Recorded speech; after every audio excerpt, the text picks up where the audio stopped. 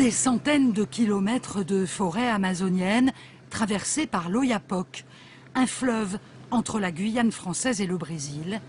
Et soudain, un pont, à Auban s'il vous plaît, 82 mètres de haut, près de 400 mètres de long, un pont désert, un pont aujourd'hui inutile.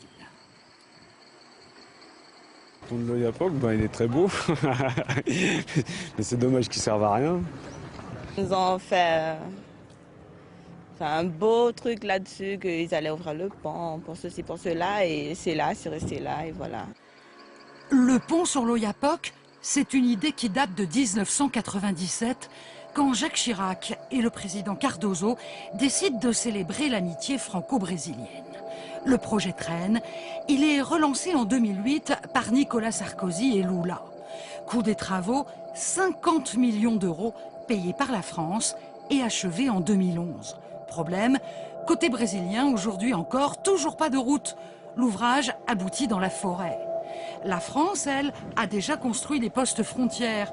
Depuis 4 ans, 25 policiers surveillent le pont pour que surtout, il reste inutile. Nous sommes en charge de la surveillance de tous ces bâtiments, bien entendu, du contrôle du pont, c'est-à-dire que pour que personne ne puisse pour le moment emprunter ce pont, car le pont n'est pas ouvert à la circulation. Donc en fait, cette voie d'accès pour l'instant n'est pas utilisée. Donc nous filtrons, bien entendu, ça n'est jamais arrivé, mais si des personnes venaient à se présenter en empruntant le pont venant du Brésil, bien entendu, nous les refoulerions immédiatement au Brésil. En attendant, Guyanais et Brésiliens continuent à traverser le fleuve en pirogue, sans passeport, sans formalité douanière. Attirés par la perspective d'un pont, près de 3000 personnes sont venues s'installer dans la petite ville mitoyenne de Saint-Georges. Le nombre d'habitants a donc doublé et le maire ne décolère pas. C'est lui seul qui doit en gérer les conséquences. Lorsqu'il y a un apport de population, il faut construire plus d'ouvrages publics, notamment des écoles, pour moi justement permettre aux enfants d'être scolarisés.